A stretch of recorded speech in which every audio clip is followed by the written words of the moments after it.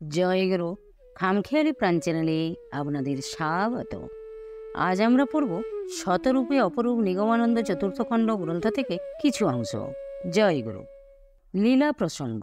অপরাহ্নে ঠাকুর বলিলেন, চলো আজ তোমাদের গ্রামের শ্মশান দেখব। সকলে চলিলাম। গ্রামের মধ্য দিয়া একটি খালির আকারের স্বল্প পরিসর নদী উত্তর দক্ষিণে প্রবাহিতা। তাহার ধারে যাইতে রাস্তার উত্তরে বাম দিকে আমাদের গুরুভাই যতীন্দ্রমোহন বন্দ্যোপাধ্যায়ের বাড়ি, তাহার দক্ষিণে সুরেন্দ্রনাথ ও নৃসিংহনাথ রায়ের বাড়ি। ঠাকুর সহ আমাদিগকে সেই পথে আসিতে দেখিয়া যতীন একখানা বিলাতি কম্বল গায়ে জড়াইয়া রাস্তার ধারে আসিয়া দাঁড়াইল। নিকটস্থ হইলে ঠাকুর যতীনকে জিজ্ঞাসা করিলেন, কি গো, কম্বল জড়িয়েছ কেন? যতীন বলিল, জ্বর হয়েছে। ঠাকুর তাহার গায়ে হাত দিয়া বলিলেন, কই জ্বর? যা, সঙ্গে সঙ্গে তার জ্বর চলিয়া গেল। সেও আমাদের সঙ্গী হইল। ক্রমে আমরা নদীর ধার দিয়া উত্তরের মাঠের দিকে নানারূপ গল্প করিতে করিতে চলিলাম। কতক দূর গিয়া ঠাকুর ফিরিলেন এবং শ্মশানের নিকট একটি পরিষ্কৃত স্থানে দাঁড়াইলেন। সেখানে যতীনের গায়ের কম্বলখানা ভাঁজ করিয়া পাতিয়া দিয়া ঠাকুরকে বসানো হইল। এ কথা সে কথার পর ঠাকুর বলিলেন, এ শ্মশান কতদিনের? একজন উত্তর করিলেন, আমাদের সপ্তম পুরুষের ঊর্ধ্বকাল হইতে এখানে শবদাহ হইয়া থাকে। ঠাকুর বলিলেন, ও তবে তো মহাশ্মশান গো, বলিয়াই নীরব এবং গম্ভীর হইলেন। আকাশের দিকে দৃষ্টি নিবদ্ধ করিয়া ক্রমশই যেন কোনো এক অজ্ঞাত রাজ্যে বিচরণ আরম্ভ করিলেন। এই রূপে প্রায় অর্ধঘণ্টা অতীত হইলে আমার ব্রাহ্ম সম্পর্কে জ্যেষ্ঠ তাঁত ভ্রাতা প্রভাত মুখোপাধ্যায়কে একটি ছোট্ট চামচ ও কিছু পানীয় জল আনিতে বলিলাম। উহা আনিত হইলে সময়ের অপেক্ষায় রহিলাম। পরে যখন ঠাকুর অর্ধবাহ্যাবস্থায় নামিলেন, ওষ্ঠাধর কিঞ্চিত কম্পিত হইতে লাগিল, তখন এক চামচ জল মুখে দিতে চেষ্টা করিলাম। ক্রমে কয়েক চামচ জল পান করিয়া অর্ধনিমীলিত নেত্রে বলিলেন, খাবো। তখন মেজদাদা প্রভাতকে আমাদের বাড়ি হইতে কিছু খাবার আনিতে বলিলেন। ঠাকুর বলিলেন, না, মুড়ি খাবো। কথার সঙ্গে সঙ্গেই উঠিতে চেষ্টা করিতে লাগিলেন, কিন্তু পারিতেছেন না। ভাব সমাধি হইতে নামিতে চেষ্টা করিতেছেন। পদদ্বয় যেন শরীর ধারণ করিতে পারিতেছে না, তথাপি চেষ্টার বিরাম নাই। দেখিয়া আমি ঠাকুরের বাম বগলে আমার দক্ষিণ স্কন্ধ লাগাইয়া ঠাকুরের বাম হস্তখানি আমার বাম হস্তে ধরিয়া দক্ষিণ হস্ত দ্বারা ঠাকুরের কোমর জড়াইয়া ধরিলাম এবং সুরেন্দ্র রায়কে ওই রূপে সাহায্য করিতে বলিলাম। উভয়ে ধীরে ধীরে ঠাকুরকে দাঁড় করাইল। ঠাকুরের খড়ম জোড়া প্রভাতকে নিতে বলিলাম। ঠাকুর তখন পাদুকা হিসাবে মাত্র খড়ম, বৈদিক বস্ত্র, একটি সিঁদুরের ফোঁটা, উত্তরীয় হিসাবে একখানা এন্ডির চাদর ও রৌপ্য নলযুক্ত একটি ডাব্বা হুকা ব্যবহার করিতেন। মুড়ি ভিক্ষা। ঠাকুর মাতালের ন্যায় টলিতে টলিতে ক্রমশ সুরেন্দ্র রায়ের বাড়ির দিকে চলিলেন। আমরা তাহাকে সতর্কতার সহিত ধরিয়ে ধরিয়ে চলিতেছি। এই অবস্থায় বাড়ির নিকটবর্তী হইয়া ঠাকুর পরিহিত বসনাঞ্চল দ্বারা ধীরে ধীরে একটি কোচর প্রস্তুত করিতে লাগিলেন এবং বালকের ন্যায় মালকোচা করিয়া কাপড় পরিতে পরিতে অন্দরবাটির দিকে চলিলেন। ইত্যবসরে পাড়ার ছোট ছোট ছেলেমেয়েরাও আসিয়া সঙ্গে যোগদান করিল। তাহারা প্রবেশপথে আসিয়া একটু হইচই করিতেই ঠাকুর তাহাদিগকে লক্ষ্য করিয়া বলিলেন, এই চুপ চুপ, গোল করলে ওরা আমাদের মারবেই। তাহারা একটু সংযত হইলে অন্দরের পূর্বদ্বারী ঘরের সম্মুখে গিয়া কচুর হাতে দাঁড়াইয়া আবার বলিলেন, ও বউ, বড্ড খিদে পেয়েছে, কিছু খেতে টেতে দেবে? আমি মুড়ি খাবো। অমনি জটুদাদার ভগ্নী কাদম্বিনী দেবী এক ধামা মুড়ি ও কিছু বাতাসা আনিয়া ঠাকুরের কোচরে ঢালিয়ে দিতেই ঠাকুর বলিলেন, শুধু মুড়ি কি খাওয়া যায়? কিছু মিষ্টি টিষ্টি দেবে না? কাদম্বিনী দেবী বলিলেন, দিয়াছি। তখন ঠাকুর কোচর হইতে মুড়ি খাইতে খাইতে পুনরায় শ্মশানের সেই পূর্বস্থানে গিয়া বসিলেন। এক মুঠো মুড়ি আমাকেও দিলেন। আমিও বলিলাম, শুধু মুড়ি খাবো কেন ঠাকুর, মিষ্টি কই? ঠাকুর বলিলেন, দেখো, বাতাসাও আছে। বাস্তবিকই প্রথমে শুধু মুড়ি পাইয়াছিলাম, শেষে দেখি দুখানা বাতাসাও আছে। ক্রমে উপস্থিত সকলেই মুড়ি প্রসাদ পাইল। আবার ছোট ছোট ছেলেমেয়েদের মধ্যে ঠাকুর প্রসাদ বিতরণ সহ হাসি ঠাট্টা জুড়িয়ে দিয়া বালকভাবে আনন্দ করিতে লাগিলেন। পরে সেই ভাবাবস্থায় ঠাকুরকে বাড়ি লইয়া আসিলাম। কুলগুরু। পরদিন সকালবেলা বাল্যভোগের পর ঠাকুর বাহিরের আঙিনায় সমবেত দর্শক ও উপদেশ প্রার্থীগণের মধ্যে আসিয়া নিজাসনে উপবেশন করিলেন। সকলে ঠাকুরের পদধূলি গ্রহণ করিয়া নিজ নিজ স্থানে নীরবে বসিয়া রহিলেন। ঠাকুর তামাক খাইতে খাইতে সেই নীরবতা ভঙ্গ করিয়া সমাগত লোকেদের উদ্দেশ্যে বলিলেন, আপনাদের কিছু জিজ্ঞাসা থাকলে বলতে পারেন। তখন একজন প্রশ্ন করিলেন, প্রভু, কুলগুরু কাকে বলে?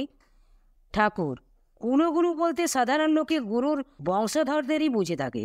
কুল অর্থে বংশ, আর গুরু অর্থে যে বংশের লোক যে বংশের লোকেদের দীক্ষা দেয়। কুলগুরুর প্রকৃত অর্থ তা নয়।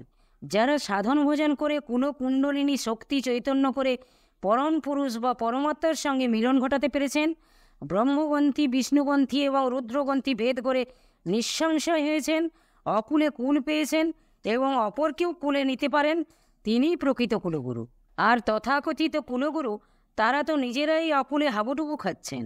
অন্ধেন নিয়মানা যথান্ধা, এক অন্ধ অপর অন্ধকে পথ দেখায়, এ আর কি?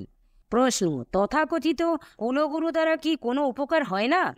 ঠাকুর, কিছু কিছু হয় বই কি, যেমন পাঠশালায় হাতে করি।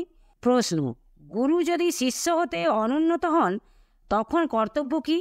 তথাপি তাকে গুরু করতে হবে। ঠাকুর, কোনো বংশের উপাস্য দেবতা কি তা সেই সব গুরুদের লিষ্টিভুক্ত থাকে, সেইভাবেই মোটামুটি দীক্ষা দেন মাত্র। সেক্ষেত্রে শিষ্যকেই সকল দায়িত্ব নিয়ে কাজ করতে হয়, কারণ কুলগুরুগণ শিষ্যের আধ্যাত্ম জীবনের ভার নেন না। হরি বল মোর বাছা, বৎসরান্তে দিও 4 গন্ডা পয়সা আর 1খানা কাছা, প্রায়ই এই অবস্থা। উপায় কি? সিদ্ধ গুরুর একান্ত অভাব বলেই আপাতত এইসব গৃহী কুলগুরুগণের নিকট দীক্ষা গ্রহণ করে, পরে তাদের অনুমতি নিয়ে উপযুক্ত উপগুরু করা যায়। মধু লুব্ধ যথা ভৃঙ্গ পুষ্পাৎ পুষ্পান্তরং ব্রজেত, জ্ঞান লুব্ধ তথা শিষ্য গুরুর গুরুবন্তরং ব্রজেত। নতুবা বৃত্তহানির জন্য সেই সকল গুরু শিষ্যকে অভিসম্পাত করেও থাকেন। প্রশ্ন, গুরুত্যাগ কাকে বলে? ঠাকুর, একজনের নিকট দীক্ষিত হয়ে সেই মন্ত্র ত্যাগ করে অপরের নিকট ভিন্ন মন্ত্রে দীক্ষিত হওয়াই প্রকৃত গুরুত্যাগ। কোনো গুরু ত্যাগকে ঠিক ঠিক গুরুত্যাগ বলা যায় না, কারণ আমার পিতা দীক্ষা নিলেই আমার দীক্ষা হয় না। আমি গুরু করে যদি মন্ত্র ত্যাগ করি তবেই গুরুত্যাগ হয়।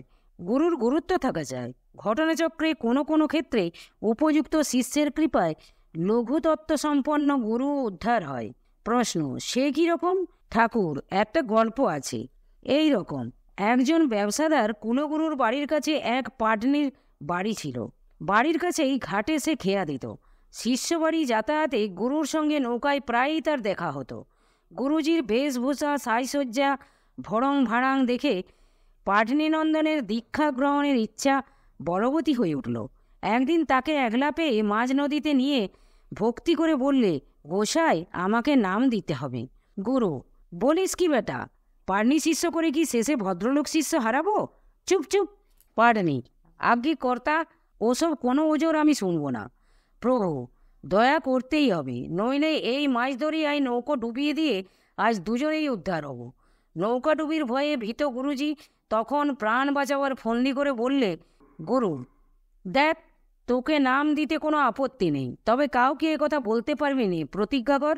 পাটনি, আজ্ঞে তা কি আর বলি, আপনার কোনো ভয় নেই। গুরু, তোর হাতের ওই লগিটা কোহাত লম্বা? পাটনি, আজ্ঞে কর্তা, ঠিক 10 হাত। গুরু, ও, তোর অদেষ্ট খুব ভালো দেখছি, যা, তোকে নাম দিলাম 10 এতে। তুলসীতলায় বসে যখন পারিস জপিস। পাটনিনন্দন ভক্তি নম্রতা সহকারে গুরুর চরণে প্রণত হল। গুরু ও নৌকাডুবির হাত থেকে রক্ষা পেল। কিছুদিন ভক্তির সঙ্গে রাত্রে তুলসীতলায় বসে 10 এতে জপতে জপতে সত্যই মা দশভুজা একদিন এসে দেখা দিয়ে বললেন, আমাকে ডাকছিস কেন? তুই কি চাস? পাটনি, তাই তো, তুমি কে? 10 এতে। তুই যাকে ডাকছিস আমি সেই দশভুজা ভগবতী। এখন বল, আমাকে কেন ডাকছিস? তুই কি চাস? পাটনি, তাই নাকি? তবে আপনি একটু দাঁড়াও, আমি কর্তা গোসাইকে শুধিয়ে আসি। দৌড়, ভোঁ দৌড়। এক দৌড়ে গিয়ে গোসাইকে ঘুম থেকে ডেকে তুলে বললে, কর্তা সেই 10 এতে এসেছে, বলছে তুই কেন ডাকছিস, কি চাস, বলুন এখন কি চাইব।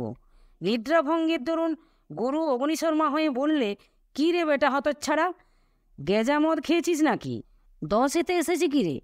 পাটনি, আগে কর্তা সত্যি এসেছে। আমি তাকে দাঁড়াতে বলে জানতে এসেছি কি চাইবো তার কাছে, শিগগির বলে দিন। গুরুদেবের কিছুতেই বিশ্বাস হচ্ছে না। শেষে বললে, বলতো কেমন চেহারা সেই 10 পাটনি?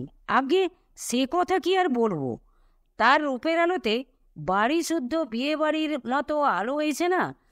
কপালে একটা চাঁদের মতো কি জ্বলছে, 10 হাতে কত গয়না আর কত রকমারি হাতিয়ার।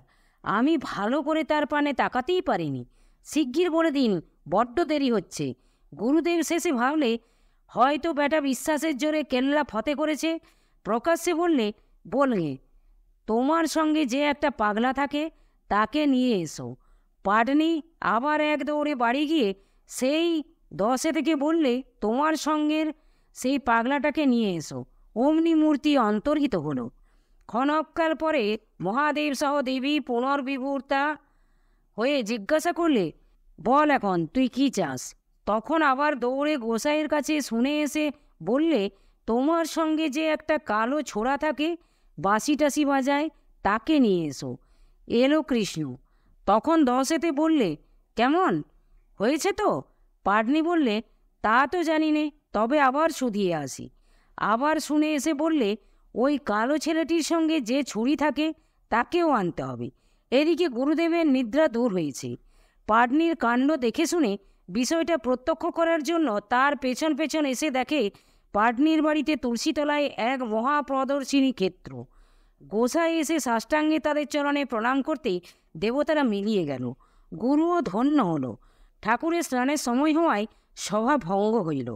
জয় গুরু, জয় গুরু। আজ এই পর্যন্তই।